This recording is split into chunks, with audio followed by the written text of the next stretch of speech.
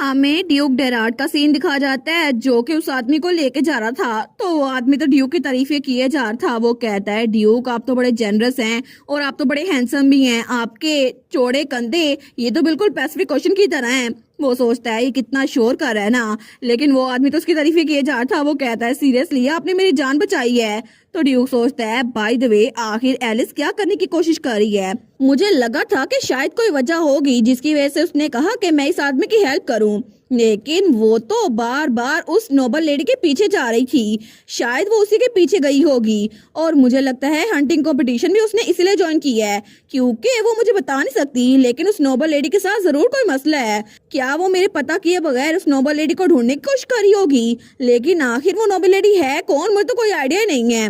लेकिन अच्छी बात यह है कि उसके हाथ में मैजिक रिंग है जिसकी वजह से एलिस सेफ रहेगी। पर वो सोचता है एलिस तो सच में बहुत अनप्रिडिक्टेबल लड़की है, मैं तो बहुत फिक्रमंद हो रहा हूँ, मुझे शायद जल्दी वहां पे जाना चाहिए। तो तभी जिस आदमी को उसने उठाया हुआ था ना वो बिल्कुल बेहोश हो गया था। तो ड्यूक कहता है ओए सोने का टाइम नहीं है, मुझे बताओ क्या हुआ है। लेकिन तब उसको नीचे उतारता है। वो कहता है क्या हुआ है, तुम ठीक तो हो ना? लेकिन तभी जैसे वो उसको देखता है वो कहता है क्या, क्योंकि वो आदमी असल में कोई पुतला सा लग रहा था। और वो आखिरी बार कहता है मास्टर, और जैसे ब्लैक मैजिक खत्म हो रहा था तो ड्यूक कहता है ये क्या है, लेकिन तभी वो पुतला बिल्कुल गायब हो रहा था हवा में। वो कहता है ऑर्डर रिसीव, और तभी वो हवा में बिल्कुल गायब हो गया था, पीछे कुछ भी नहीं बचा था। तो ड्यूक कहता है क्या ये गायब हो गया? ऐसा लगता है कि ये कोई मैजिक डॉल थी जिसको कोई इंसान क्रिएट करा था, ये तो ब्लैक मैजिक है। लेकिन इस ब्लैक मैजिक को परफॉर्म करने के लिए तो बहुत ज्यादा हाईली स्किल्ड होना चाहिए, कौन ये कर सकता है और क्यों?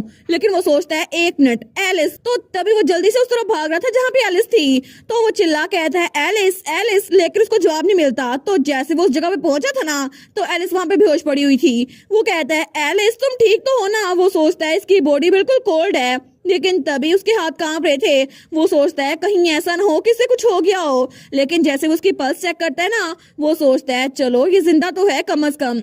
और जैसे वो उसके बाजू की तरफ देखते हैं ना जहाँ पे चोट लगी थी वो सोचता है शायद इसके बाजू पे बहुत ज्यादा चोट लगी है ना, इसी वजह से बहुत ज्यादा खून निकल रहा है। लेकिन आखिर कौन ऐसा कर सकता है, उसे तो बहुत ज्यादा गुस्सा आ रहा था। तभी वो इधर तो देखते हैं तो वहाँ पे वाइट काउंटर्स लेटी हुई थी। वो सोचता है ये नोबल लेडी क्या एलिस इसी को फॉलो कर रही थी? लेकिन इसके पास तो कोई वेपन भी नहीं है, कहीं इसी ने तो एलिस के साथ ये सब कुछ नहीं किया। लेकिन सबसे पहले मुझे एलिस को ट्रीट करना होगा। तो तभी उसको उठाने लगता है। तो ड्यूक सोचता है मुझे सबसे पहले सिग्नल फ्लेयर को फायर करना होगा। लेकिन तभी झड़ों में से आवाज आती है तो ड्यूक खड़ा होता है, उस तरफ देखता है। वो सोचता है क्या कल्प्रिट वापस आ गया? लेकिन वहां पर जो कोई भी था ना उसको देखकर ड्यूक हैरान रह गया था क्योंकि वो था हाई प्रीस्ट पिरियन। तो हाई प्रीस्ट कहता है ड्यूक डेरार्ड लेकिन आखिर आपको क्या हुआ, यहाँ पर हुआ क्या था? तो ड्यूक कहता है सबसे पहले मेरी वाइफ को ट्रीट करो उसके बाद बाकी बातें। लेकिन तभी हाई प्रीस्ट वो एलिस को हील कर रहा था। तो वो सोचता है इनकी कंडीशन ये तो सीरियस लग रही है, लेकिन ऐसा लगता है कि ये इनके बाजू वाली इंजरी इतनी सख्त नहीं है। ऐसा लगता है कि इनके मुंह से खून निकला था, शायद इसी वजह से ड्यूक इतने नॉक्शियस हो रहे हैं। लेकिन तभी उसने हमारी एलिस को हील कर दिया था। वो कहता है आपकी वाइफ बिल्कुल अब ठीक रहेंगी। तो तब ड्यूक एलिस को चेक करता है। वो सोचता है इसकी ब्रीथिंग स्टेबलाइज हो गई है और इसकी बॉडी का टेम्परेचर वो भी नॉर्मल हो रहा है। लेकिन तब वो कहता है by the way high priest आखिर आप यहाँ पर क्या कर रहे हैं? तो हाई प्रीस्ट कहता है मैं। लेकिन तभी ड्यूक उसको घूर के देखता है। वो सोचता है कहीं यही तो इसके पीछे नहीं। लेकिन वो कहता है आप मुझ पे सस्पेक्ट करें योर ग्रेस, मैं समझ सकता हूँ, लेकिन मैं इस इंसिडेंट में इन्वॉल्व नहीं था। असल में अचानक से मुझे डिवाइन पावर सेंस हुई थी जिसकी वजह से मैं दौड़ता हुआ यहाँ पर आ गया। तो ड्यूक कहता है डिवाइन पावर? वो कहता है जी बिल्कुल, ये पावर तो बहुत सारा फोर्सफुल थी जिसकी वजह से मुझे दूर से पता चल गया कि यहाँ पे ये पावर यूज हुई है। तो ड्यूक कहता है मुझे एग्जैक्ट डिटेल्स नहीं पता, लेकिन यहाँ आने से पहले मुझे एक मैजिक डॉल मिली थी जो कि इंसानों की तरह बात कर रही थी और उसको ब्लैक मैजिक से बनाया गया था। वो कहता है ब्लैक मैजिक? लेकिन ड्यूक कहता है और जब मैं यहाँ पर आया तो यहाँ पे और कोई भी नहीं था सिवाय एलिस के और उस नोबल लेडी के। तो हाई प्रीस्ट कहता है ऐसा लगता है कि डिवाइन पावर ये ब्लैक मैजिक के खिलाफ क्लैश हुई है और इसकी वजह से डचेस बच गई हैं। वो सोचता है डचेस को हील तो कर दिया गया है लेकिन अभी तक वो होश में नहीं आई, इसका मतलब है कि ये सारा कुछ डचेस की वजह से हुआ है। तो वो कहता है योर ग्रेस मुझे लगता है कि आपकी वाइफ वो अभी तक इसलिए नहीं उठी क्योंकि ये डिवाइन पावर आपकी वाइफ ने यूज की थी। कहीं ऐसा तो नहीं कि ये डचेस की डिवाइन पावर थी। तो हमारा हीरो सोचता है इतनी ज्यादा पावर, लेकिन अगर एलिस इसी वजह से बेहोश हो गई है तो क्या उसने अपनी ज्यादा डिवाइन पावर तो नहीं यूज कर ली? बिल्कुल वैसे ही जब उसने मुझे होश में लाया था तब अपनी डिवाइन पावर यूज की थी। तो ड्यूक सोचता है हाई प्रीस्ट इस डिवाइन पावर को फील करता हुआ यहाँ पर आ गया और उसे एलिस मिली, लेकिन उसे पता है कि एलिस के पास डिवाइन पावर है, इसी वजह से मैं इसको छुपा नहीं सकता। तो तभी वो कुछ सोच ही रहा था, लेकिन हाई प्रीस्ट कहता है मैं ठीक सोच रहा था, है ना? मैंने कभी इमेजिन नहीं किया था कि डचेस की पावर इतनी ज्यादा स्ट्रोंग होगी, लेकिन अगर इनकी पावर इतनी ज्यादा स्ट्रोंग है तो सब लोग इनको अपने लिए इस्तेमाल करने की कोशिश करेंगे। लेकिन अभी के लिए मैं ये कह दूंगा कि ये डिवाइन पावर मैंने यूज की थी। तो ड्यूक कहता है क्या मतलब? वो कहता है डिवाइन पावर अगर इतनी स्ट्रोंग है ना तो मेरे अलावा बाकी हाई प्रीस्ट ने भी इसको महसूस किया होगा और श्योरली यहाँ पर बहुत सारे लोग आ जाएंगे और जब उनको पता चलेगा कि ये डचेस की पावर थी तो फिर आपकी वाइफ टेम्पल के लिए टारगेट बन जाएगी। तो ड्यूक कहता है लेकिन आखिर तुम मेरी हेल्प क्यों कर रहे हो? वो कहता है मैं आपकी हेल्प नहीं कर रहा, मैं डचेस की हेल्प कर रहा हूँ क्योंकि वो मेरे लिए बहुत ज्यादा अच्छी थी। लेकिन ड्यूक उसको देखकर सोचता है ये बिना सोचे समझे एलिस की हेल्प कर रहा है, इसको खुद नहीं पता ये एलिस के लिए क्या फील करता है। लेकिन चलो अच्छा हुआ ये एलिस के लिए कुछ तो करेगा। तो हाई प्रीस्ट कहता है योर ग्रेस आपको डचेस को लेकर चल जाना चाहिए, अभी जाएं और सिग्नल फेयर को फायर कर दें। तो ड्यूक कहता है ठीक है मैं ऐसे ही करने वाला हूँ। और तब थोड़ी देर बाद हमें हमारी एलिस दिखा जाती है जो कि अपने ख्वाब में थी, लेकिन तभी वहाँ पर उसको बहुत ज्यादा रोशनी महसूस होती है। वो कहती है क्या? तो तभी आवाज आई थी आओ और मुझे ढूंढो। एलिस कहती है कहाँ पर? तुम्हें मैं कहाँ पर ढूंढूं? तो आवाज आई थी जहाँ पर हम पहले मिले थे। वो सोचती है ये क्या बात कर रहा है, ये आवाज है किसकी? तो तब फिर से आवाज आई थी अब तुम्हारे जागने का टाइम हो गया है हाँ सियुन। तो तभी एलिस की आंख खुलती है। वो कहती है क्या मेरा कमरा? लेकिन मैं तो हंटिंग ग्राउंड में थी ना। और तभी वो उठ के बैठती है। वो कहती है हे सिस मुझे उसको कैच करना होगा। तो ड्यूक कहता है एलिस तो हमारे वहाँ पर देखती है। तो ड्यूक कहता है क्या तुम होश में आ गई हो? और वो उसके पास ही बैठा हुआ था। तो एलिस कहती है योर ग्रेस आप यहाँ पर क्या कर रहे हैं? तो तब वो कहती है आखिर टाइम क्या हुआ है? ड्यूक कहता है सुबह के 2 बज गए हैं। वो कहती है हंटिंग कंपटीशन। तो ड्यूक कहता है हंटिंग कंपटीशन पहले ही खत्म हो चुका है और उसके बाद वाली पार्टी वो कैंसिल कर दी गई। हमारी एलिस कहती है लेकिन जिसने मुझ पर अटैक किया था उसके बारे में क्या? तो ड्यूक कहता है वहाँ पर कोई भी नहीं था तुम्हारे और वाइकाउंटर्स के अलावा। एलिस कहती है क्या? लेकिन वहाँ पर कोई पेंडेंट नहीं गिरा हुआ था। ड्यूक कहता है नहीं मैंने तो ऐसा कुछ भी नहीं देखा। हमारी कहती है लेकिन कैसे? आखिर ये सब कुछ ऐसे कैसे हो गया? वो सोचती है ऐसे जरूर जब मैं बेहोश हो गई थी ना तभी भाग गया होगा। अगर मैं उसको पकड़ सकती तो शायद मैं उसके बारे में ड्यूक को बता सकती कि असल में एम्प्रेस इसके पीछे है। तो तभी उठने लगती है। वो कहती है मुझे वहां जाना होगा। ड्यूक कहता है एलिस। वो कहती है अगर हम वहां पर जाएं और सर्च करें तो शायद हमें कुछ ना कुछ मिल ही जाएगा। तो ड्यूक कहता है हंटिंग ग्राउंड एम्पीरियल फैमिली की प्राइवेट प्रॉपर्टी है, हमें वहां पर बिना परमिशन नहीं जाना चाहिए। और सबसे पहले काम डाउन एलिस। वो कहती है मैं काम डाउन कैसे हो सकती हूँ? मुझे कुछ करना होगा ताकि मैं एम्प्रेस की आइडेंटिटी आपके सामने रिवील कर दूं। तो तभी वो उसका बाजू पकड़ते हुए कहता है एलिस तुम फिक्र ना करो, अपने आप को मत थकाओ क्योंकि मैं पहले से जानता हूँ कि इस सब के पीछे एम्प्रेस ही थी। वो कहती है क्या मतलब? तो ड्यूक गहरी सांस लेता है और कहता है जिस वक्त हम तुम्हें और काउंटर्स को लेकर वहां से निकल रहे थे ना तो तब मैंने सेकंड प्रिंस के चेहरे पे एक्सप्रेशन देखा क्योंकि जैसे उसने वाइकाउंटर्स को देखा ना मुझे पता चल गया कि इसके पीछे एम्प्रेस इन्वॉल्व है। लेकिन इसके अलावा मैं ये भी जानता हूँ उस दिन ड्यूकल हाउस में जिसने तुम पे हमला किया था ना वो भी असैसिन एम्प्रेस ने भेजा था। और इसके अलावा तुम थर्ड प्रिंस को हमारे साइड पर इसलिए लेकर आई हो ताकि तुम एम्प्रेस को हरा सको, लेकिन तुमने ये सब कुछ इसीलिए किया ताकि तुम मेरी हेल्प कर सको। और इसके अलावा मुझे तो ये भी पता है कि तुम वाइकाउंटस रोजेटा को बचाना चाहती थी। तो एलिस कहती है आपको ये सब कुछ कैसे पता? तो हमारा हीरो कहता है एलिस मैं जब से 12 साल का हूँ ना तब से बैटलफील्ड में हूँ और मैंने ये ड्यूकल फैमिली अपनी स्ट्रेंथ से बनाई है। अगर मुझ में इतनी परसेप्शन ना होती तो मैं पहले ही मर चुका होता। वो कहती है लेकिन आपको ये सब कुछ पता था फिर भी आपने प्रिटेंड किया, लेकिन क्यों? तो ड्यूक कहता है मैंने तुमसे इसलिए नहीं पूछा क्योंकि तुम इस बारे में बात नहीं करना चाहती थी, मुझे तुम पे ट्रस्ट था और तुम मेरे लिए मैटर करती हो, बस यही वजह है। तो तब उसको बिठाते हुए कहता है मुझे पहले ही एम्प्रेस की आइडेंटिटी का पता था और वाइकाउंटस इस वक्त यहाँ पर है डची में और अभी के लिए बस रेस्ट करो, तुम्हारे लिए तुम्हारी सेहत ज्यादा इंपॉर्टेंट है। तो हमारी हीरोइन वहाँ टेबल पे देखती है जहाँ पे कपड़ा और पानी रखा हुआ था। तो एलिस कहती है कि आप पूरी रात मेरी देखभाल करते रहे। ड्यूक कहता है बिल्कुल, इसी तरह मैं अपने आप को सुकून दे सकता था। वैसे भी यहाँ पर सिर्फ मैं ही तुम्हारी साइड पर हूँ, तुम आराम से सो सकती हो। तो हमारी एलिस कहती है योर ग्रेस, आखिर आप मेरे साथ इतने अच्छे क्यों हैं? तो ड्यूक कहता है क्या तुम इसलिए पूछ रही हो क्योंकि तुम्हें पता नहीं है? वो कहती है आपने कभी खुल के बताया ही नहीं तो मुझे कैसे पता होगा? तो ड्यूक कहता है सच में मैं तो पागल हो जाऊंगा, क्या तुम्हें इतनी ऑब्वियस बात समझ नहीं आ रही? हमारी एलिस वो सोचती है लेकिन क्या, मैं तो बहुत ज्यादा कंफ्यूज हो रही हूँ। तो तभी ड्यूक उसके सामने झुकता है और कहता है वेरी वेल, तो मैं इस अपॉर्चुनिटी को लूंगा और तुम्हें क्लियरली बता दूंगा। असल में बात यह है कि आई लव यू एलिस, मैं तुमसे इतना ज्यादा प्यार करता हूँ कि मैं अपनी लाइफ भी तुम्हारे लिए दे सकता हूँ। तो एलिस उसको देखती है, वो कहती है क्या? वो बेचारी तो बड़ी शॉक हो गई थी। वो कहती है लेकिन आप मुझे अपनी साइड पे इसलिए रखे हुए थे क्योंकि आपको मेरी डिवाइन पावर की जरूरत थी, लेकिन मैं। तो ड्यूक कहता है पहले पहले ऐसा ही था, मुझे ऐसा ही लगा था, लेकिन फिर मुझे रियलाइज हो गया कि मुझे तुम्हारी डिवाइन पावर की नहीं तुम्हारी जरूरत है एलिस। तो क्या इससे तुम्हारे सवाल का जवाब मिल गया? तो एलिस बेचारी कुछ बोल नहीं पाती। तो ड्यूक कहता है तुम्हारे बारे में क्या, क्या तुम मुझे नापसंद करती हो? वो कहती है मैं आपको नापसंद नहीं करती। तो ड्यूक कहता है तो फिर क्या तुम मुझे पसंद करती हो? तो ड्यूक उसके कान के पास आकर कहता है अगर तुम मुझे पसंद करती हो तो क्या मैं तुम्हारे करीब रह सकता हूँ? तो एलिस ब्लश करते हुए अपनी फिंगर उसके लिप्स पे रखते हुए कहती है हाँ बिल्कुल मुझे अच्छा लगेगा। लेकिन तभी वो अपनी फिंगर पीछे करते हुए कहती है आखिर मैंने ऐसा क्यों किया, मेरा ये मतलब नहीं था। लेकिन तभी ड्यूक आगे होता है और उसको किस कर लेता है। वो कहती है क्या अभी आपने क्या किया? तो ड्यूक कहता है अगर सच में एलिस तुम मुझे नापसंद नहीं करती तो फिर मैं तुम्हारे साथ रहना चाहता हूँ।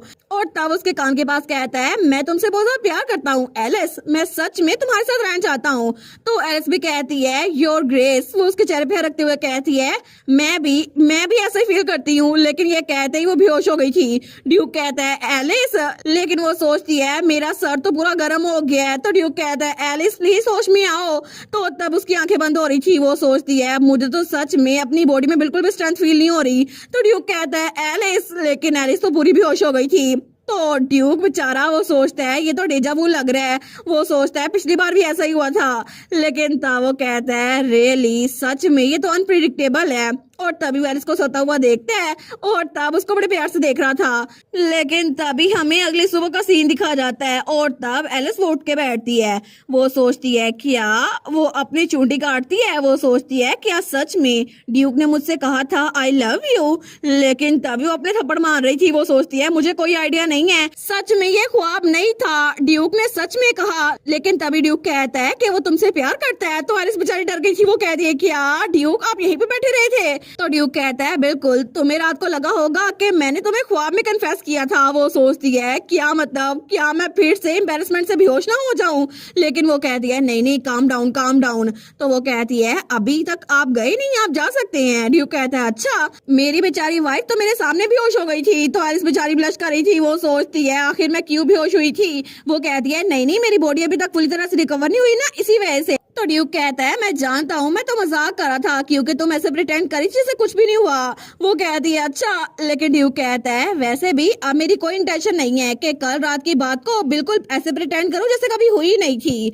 और तब एलिस के पास आते हुए कहता है अगर तुम्हें भूल गया तो मैं तुम्हें फिर से याद करा देता हूँ। लेकिन तभी उसको घिसकर लगता है तो एलिस उसके मुंह पे आ रखती है। तो वो कहती है नहीं नहीं, वो सोचती है सुबह सुबह मैं ऐसा कुछ नहीं करना चाहती। तो ड्यूक उसको बड़े प्यार से देख रहा था। वो बेचारी तो ब्लश किए जा रही थी। वो कहती है मैं ऐसा प्रिटेंड नहीं करी जैसे मुझे कुछ पता नहीं है, वैसे भी अभी करने के लिए बहुत सारे काम है तो मुझे सोचने के लिए टाइम चाहिए। और वैसे भी मुझे अभी तक सही तरह से कंफर्म नहीं है कि मुझे एक डचिस की तरह रहना है या फिर नहीं। तो ड्यूक कहता है अच्छा ये बात है। और तब उसके हैंड पे किस करता है। लेकिन तब वो कहता है जब तक तुम चाहो तब तक अपना टाइम ले सकती हो, मैं तुम्हारा इंतजार करूंगा। और जब तक तुम चाहो मैं तुम्हारी साइड पे रहूंगा और तुम अपना माइंड बना लो। लेकिन जैसे तुम्हारा माइंड बना तो प्लीज अपना हाथ मेरी तरफ बढ़ा देना। वो कहती है ठीक है। लेकिन तब ड्यूक कहता है तुम तो बिल्कुल रेड हो गई हो, ये तो बहुत क्यूट लग रहा है। तो एलिस कहती है अगर आप मेरी तरफ ऐसे देखते रहेंगे ना तो मुझे तो ये जानना मुश्किल हो जाएगा मुझे आगे क्या करना है। तो ड्यूक कहता है आगे क्या करना है? वो कहती है जी जी बिल्कुल, क्योंकि अब सुबह हो चुकी है, आपने कहा था ना कि वाइकाउंटर्स यहाँ पर ड्यूकल फैमिली में है। वो कहता है बिल्कुल। तो ड्यूक कहता है मैंने उसे यहीं पर रखा क्योंकि तुम पे और उस पे दोनों पे इकट्ठे अटैक हुआ था, मुझे लगा था ये सेकंड प्रिंस ने करवाया है और इसी वजह से मैंने उसे यहाँ ड्यूकल फैमिली में रखा। और उसके बाद मैंने एक मेड के जरिए वाइकाउंट को सारी सिचुएशन बता दी थी। हमारे सोचती है थैंक गुडनेस, अगर वो अपने घर वापस चली जाती ना तो क्या पता रात में उसको कोई मरवा देता। हम पहले ही एम्प्रेस से हार चुके हैं और अगर वाइकाउंटस कोऑपरेट करे ना तो हम सेकंड प्रिंस को कैच कर सकते हैं। तो ड्यूक कहता है ठीक है, तो इस बार मुझे पूछने की इजाजत दो। जहाँ तक वाइकाउंटस की बात है ना, उसके एग्जामिनेशन से पता चला है कि वो प्रेग्नेंट है, लेकिन एक मोमेंट के लिए मेरे सामने सेकंड प्रिंस का चेहरा आ गया था। तो क्या इसका मतलब है कि वाइकाउंटस के बेबी का फादर वो सेकंड प्रिंस है? तो एलिस कहती है बिल्कुल, आपने इतनी जल्दी नोटिस कर लिया। वो सोचती है सच में मैं तो उसे छुपा भी नहीं सकती, मैंने कितनी पॉइंटलेस एफर्ट की थी ना। तो ड्यूक कहता है मुझे लगा ही था। तो तब एलिस ने ड्यूक को सब कुछ बता दिया था जो कुछ हुआ था, ये कि उसको हैसिस ने अटैक किया था, उसको और वाइकाउंटस ने, और ये कि वो वाइकाउंटस को क्यों मारने की कोशिश कर रहे थे एम्प्रेस की वजह से। लेकिन उसने कंपटीशन में इसलिए हिस्सा लिया ताकि वो एम्प्रेस के बारे में सब लोगों को बता सके। लेकिन हैसिस ने जो कुछ कहा था ना कि ये सब स्पेस मेरे मास्टर ने डिजाइन की है, तो इसका मतलब है कि एम्प्रेस ब्लैक मैजिक भी करती है। तो ड्यूक कहता है इसका मतलब है कि एम्प्रेस के लोगों में से वो हेसिस भी है ना, और एम्प्रेस ब्लैक मैजिक में हाईली स्किल्ड है। तो एलिस कहती है सच में मुझे नहीं पता उसके पास कितने ज्यादा सीक्रेट्स हैं। तो ड्यूक कहता है लेकिन आपको ये सब कुछ कैसे पता था? तो हमारियन कहती है बात ये है कि मैंने पास्ट लाइफ में एक बुक पढ़ी थी जिसमें मैंने आपके बारे में पढ़ा था, तो उस बुक में ये सब कुछ लिखा हुआ था। ड्यूक कहता है कि आप क्या कह रही हैं? तो वो चिल्ला कहता है कोई फिजिशियन को भेजे, लगता है कि डचेस का दिमाग खराब हो गया है। वो कहती है नहीं नहीं ऐसा कुछ भी नहीं है, लेकिन ये सब कुछ वो दिल में सोच रही थी। वो कहती है बस मैं अभी के लिए आपको ये नहीं बता सकती, बस ये सोच लें कि ये सब कुछ मुझे बस पता था। ड्यूक कहता है अच्छा, लेकिन वो सोचती है अभी मैं इस बारे में सोच ही रही हूँ तो मुझे किसकी आवाज आई थी? उसने मुझे कहा था मुझे आके ढूंढो, लेकिन पता नहीं वो कौन था।